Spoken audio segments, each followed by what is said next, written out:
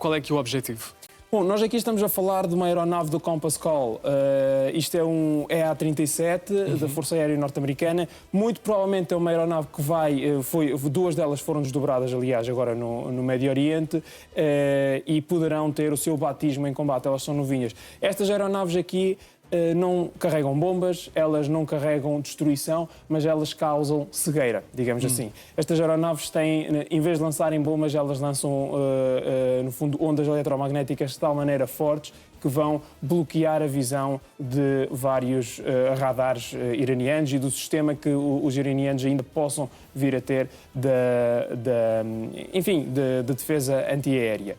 O que está aqui em causa é, em primeiro lugar, a perda no ataque iraniano, famoso ataque iraniano à base da Arábia Saudita, que destruiu dois pelo menos um foi destruído, outros tinham tido reportado alguns danos, não sabemos quais, dos centros norte-americanos. Temos agora o desdobramento destas aeronaves na região. O que é que isto significa? Significa que os Estados Unidos perceberam que o Irão já tem uma resposta modulada, já está a atuar segundo um plano também ele pré-definido e pré-doutrinado pelas próprias Forças Armadas iranianas, e os Estados Unidos estão a alocar cada vez mais meios para a região do Médio Oriente. Mais uma prova de que esta guerra está a observar uma escalada estratégica horizontal, não só em termos geográficos, porque está a envolver cada vez mais países e cada vez mais ataques. Ainda há pouco, Rodrigo, lançaste a informação dos Houthis que estão a atacar Israel neste preciso momento. Temos também uma escalada em termos de armas que estão a ser utilizadas. Os Estados Unidos estão a começar a usar o seu potencial mais recente contra esta guerra, ou seja, já estão a começar a testar os equipamentos mais novos que têm. O que é que isto significa? Quando os Estados Unidos começam a usar as coisas mais novas em conflitos, as mais antigas já foram depletadas e também já não representam as ameaças tão grandes como, ou melhor, já não representam um nível de vantagem estratégica tão grande como à partida se poderia julgar. Também trouxeste aqui um outro vídeo, vamos ver. Antes desta... Aliás, esta imagem primeiro, exatamente. Sim, Depois é que vamos olhar para o bombardeiro. O que é que tu destacas aqui neste mapa? Eu ainda ontem, com a Bruna, estive a falar e mostrei uma imagem muito parecida de uma ponte aérea que os Estados Unidos estavam a desenvolver para o Médio Oriente, aliás.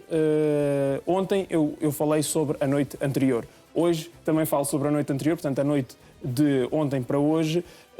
Os Estados Unidos continuam a fazer um airlift massivo, ou seja, uma ponte aérea massiva de combate para o Médio Oriente. Grosso modo, estamos a falar aqui de aeronaves C-17 Globemaster ou o C-5 Galaxy, que fazem transporte de mantimentos, de munições, de armas, até provavelmente de efetivos humanos para a região do Médio Oriente. Mais uma vez, as coisas não estão para desescalar, muito pelo contrário. Este tipo de pontes aéreas que agora já duram há 2, 3 dias consecutivos não são sinal de que os Estados Unidos e o Irão estão a negociar ou estão quase a negociar. Isto é sinal de que os Estados Unidos estão a preparar-se para forçar o Irão a negociar. E quando entramos na dinâmica de forçar o inimigo a negociar, nós muitas vezes temos que colocar muito mais no terreno do que aquilo que estaríamos à partida dispostos a utilizar.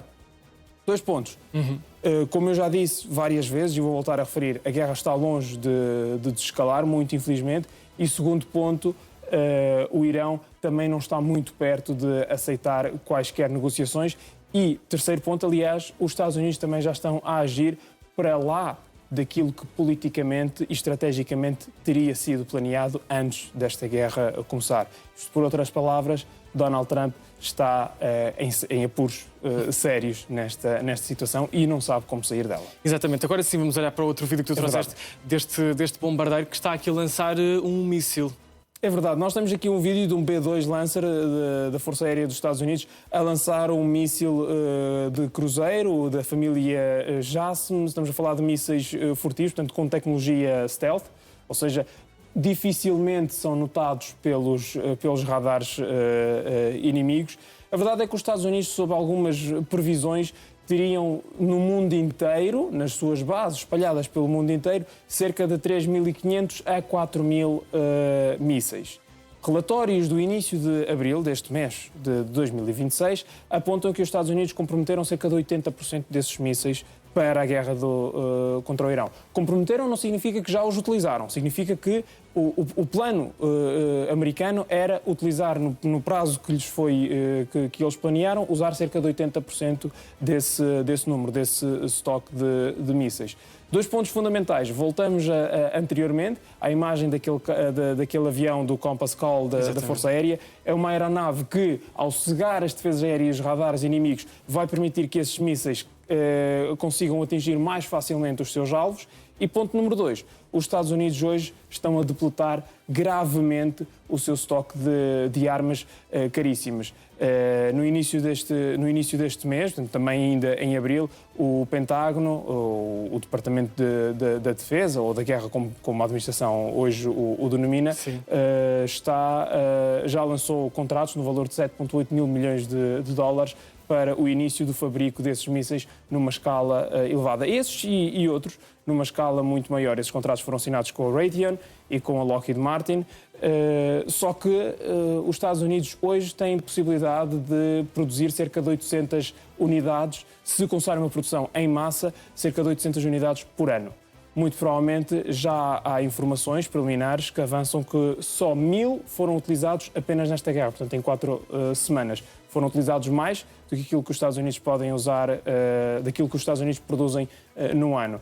Isto pode parecer pouco, pode parecer um pouco lógico, mas se nós olharmos para a continuidade e num espaço maior de tempo, ou seja, para aquilo que está acontecendo no eixo Ásia-Pacífico, a China olha para isto e percebe que a capacidade dissuasora dos Estados Unidos está a diminuir. Porquê? Porque está a ser gasta no Irão. E aqui que nós entramos no tal que eu falei no início, o atrito da guerra. Os Estados Unidos estão, de facto, num atrito geoestratégico, porque o estoque que tem de armas de grande potencial, de armas que pela sua própria existência, este míssil sozinho não representa nada, mas inserido num contexto é uma peça da dissuasão global e do poder projetado que os Estados Unidos têm sobre o mundo inteiro. Ora, se começam a depletá-los, este bombardeiro não vale nada também se não tiver o míssil. Claro. Portanto, o que é que nós temos? Nós temos a capacidade dissuasora dos Estados Unidos, também ela comprometida no longo prazo. Aqui Donald Trump tem ainda mais pressão acrescida para vencer, de certa forma, esta guerra, até porque há eleições intercalares este ano.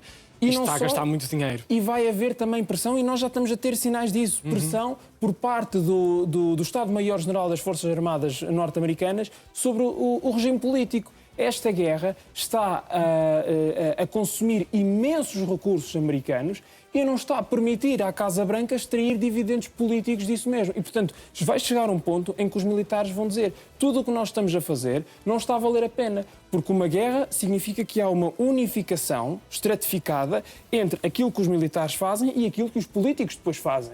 Os políticos vão basear a sua capacidade diplomática, a sua capacidade de resolver o conflito com base naquilo que os militares fazem. Ora, os militares norte-americanos estão a fazer tudo bem do ponto de vista operacional. Sim. Os políticos norte-americanos já não estão a fazer tudo muito bem, porque não estão a atingir resultados. E, portanto, vai haver aqui um equilíbrio justiceiro, digamos assim. Alguém vai ter que responder perante aquilo que está a acontecer neste momento. E vai chegar um ponto em que os americanos vão dizer: bom, nós temos ainda muitos conflitos para lutar no futuro. E vão ter, certamente. Estamos a falar de um país da maior potência militar, do país que mais bases tem ao redor do mundo. Ninguém constrói e ninguém compra e arrenda bases ao redor do mundo para poder passar lá férias. Essas coisas são feitas para dissuasão e para guerra. Infelizmente, é assim que as coisas funcionam. E vai haver alguma tentativa de responsabilização. Portanto, só para terminar, Rodrigo, já vemos hoje esse atrito a acontecer entre o poder político, portanto, entre o Departamento de Guerra ou o Departamento de Defesa e o Estado-Maior, com, por exemplo, o facto do antigo chefe de Estado-Maior americano das Forças Armadas ter sido demitido e ter sido substituído. Isto, não sabemos as causas em específico. Podemos apontar para algumas expectativas, para algumas perspectivas, mas sabemos que isto é um resultado de um atrito que acontece, porque não há mudanças assim a acontecer ou no meio de guerras. Percebe-se que há divergências dentro da administração norte-americana. Queria também aqui puxar um outro assunto, até porque esta semana Volodymyr Zelensky diz ter oferecido ajuda da Ucrânia para desbloquear o Estreito de Hormuz. Eu queria te perguntar em que sentido é que a Ucrânia de facto pode ajudar aqui no Estreito de Hormuz e que vantagem é que isso tem para a Ucrânia neste momento? Vamos começar pela parte das vantagens. A Ucrânia está com muito receio do que eu estava agora a falar. Ou seja, os Estados Unidos, a depletar o seu potencial bélico, o seu potencial dissuasor numa guerra no Médio Oriente, é potencial, ou seja, são capacidades que não são eventualmente enviadas para a Ucrânia. A Ucrânia já anda há 2 ou 3 anos a falar de, por favor, deem-nos os Tomahawks. Os Estados Unidos colocavam vários obstáculos à possibilidade de darem Tomahawks, fornecerem Tomahawks à Ucrânia.